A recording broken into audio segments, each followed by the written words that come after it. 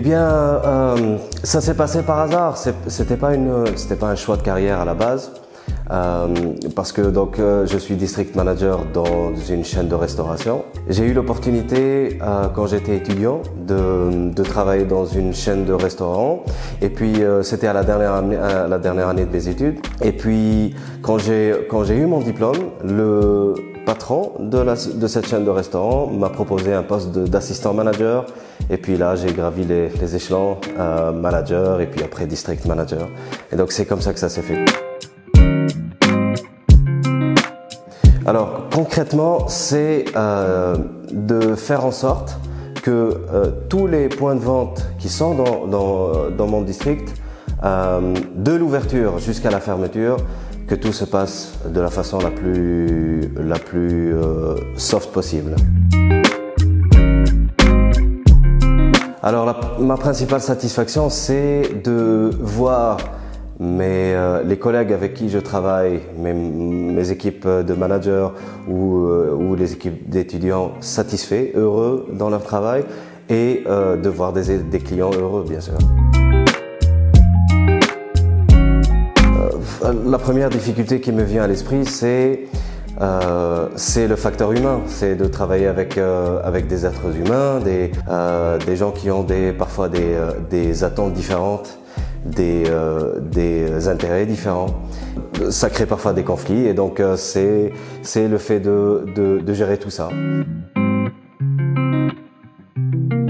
Alors les outils informatiques classiques, c'est-à-dire laptop, téléphone, le smartphone, c'est très important parce qu'il faut être joignable rapidement et tout le temps.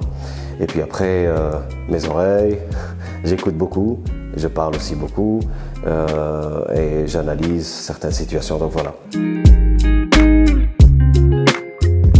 Ici en Belgique, je suis seul, on va dire, au niveau des responsabilités, mais c'est un travail d'équipe. Je travaille au quotidien avec les managers de chaque point de vente, ainsi que les assistants managers, etc. Donc,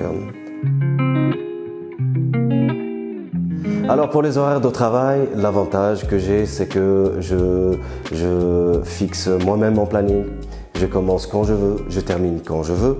Je peux travailler de la maison autant de jours que je veux.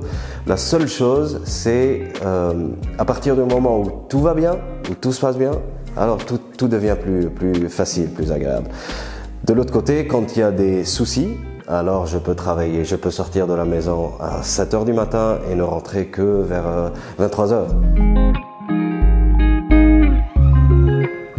On peut être très compétent, très surdiplômé, mais gérer des équipes, ce n'est pas donné à tout le monde.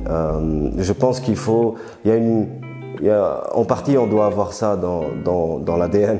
Je dis souvent que pour être un bon manager, district ou opérationnel ou que sais-je, il faut allier 3 fonctions en même temps, tout le temps. C'est être coach, être arbitre et être juge en même temps.